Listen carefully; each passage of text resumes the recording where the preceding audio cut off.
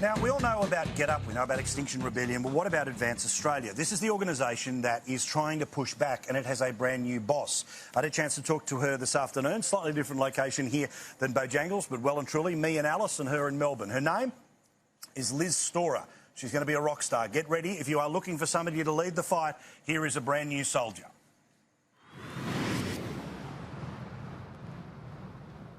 I've had my fingers in pretty much every level of government previous to this, local, state and federal. And they all had one thing in common, and that was the radical advance of the left, the march of the radical left through our institutions. So this is absolutely a role that I do sans pay. Absolute passion project. So you know that when you take on things like this, and God knows I've learnt it, your predecessors have learnt it, and plenty of the people that you've worked for have known it, which is when you lead with your chin, plenty of people, well, they'll try and kick you in the shins because it's too easy to hit you there rather than to go for the chin. Are you ready for the low blows that are coming your way and inevitably, you know, Twitter finding out ways to embarrass and push you around? Yeah, absolutely. Bring it on. I'm no stranger to the tactics of the radical left.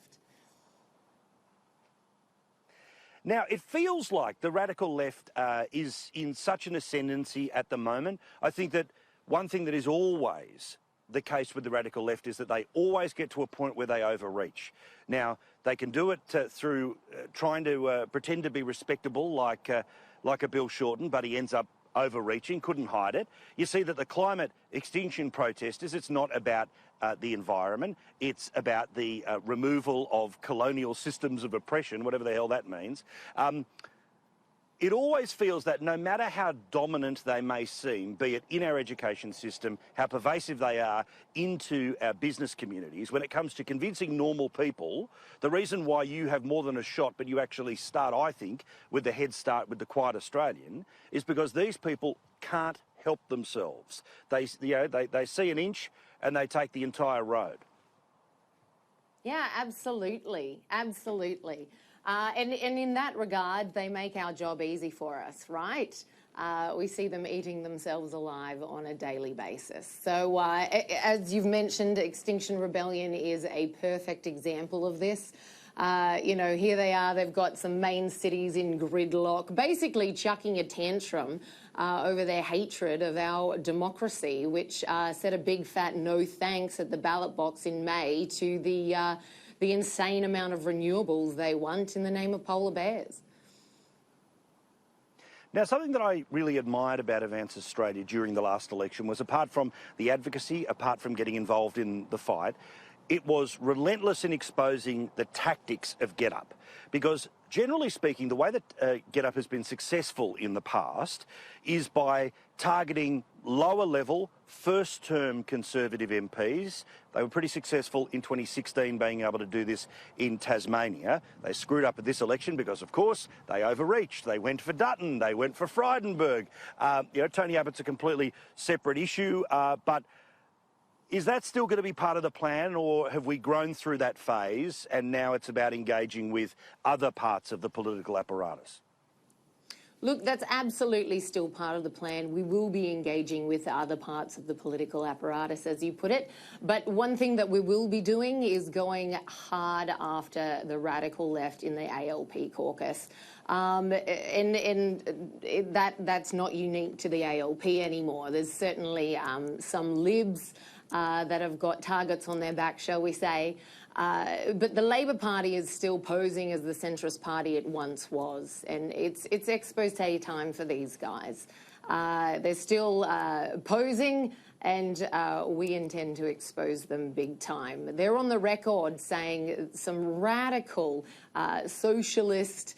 Their agenda is clear, and we believe that if we can just highlight that to enough mainstream Australians, the outcry will be audible. How do you plan to do that? Obviously, there's social media videos where, you know, hopefully you and I will have the chance to talk anytime you want to on the TV about it, but how do you plan to do it? I know you don't want to show the whole playbook right now. Let's not tell them what you're going to do fully, but how do you get the message out? So three-pronged strategy. So number one, expose in this regard, whether it's the radical left in the ALP caucus or it's Extinction Rebellion. The first tactic is to expose. These people must be exposed for the fakers they are. Like you've already covered, Extinction Rebellion has little to nothing to do with climate change. They want to deconstruct society as we know it, including the values and freedoms millions of mainstream Australians hold dear. So expose, that's number one. Number two, raise awareness. The fact of the matter is there will always be more mainstream Australians than there will be radical lefties in Australia, period. If this is a numbers game, we win. But for too long, mainstream Australians are only heard from once every 3 years. We go to the ballot box, sometimes to the shock and surprise, you know, called the silent minority has spoken.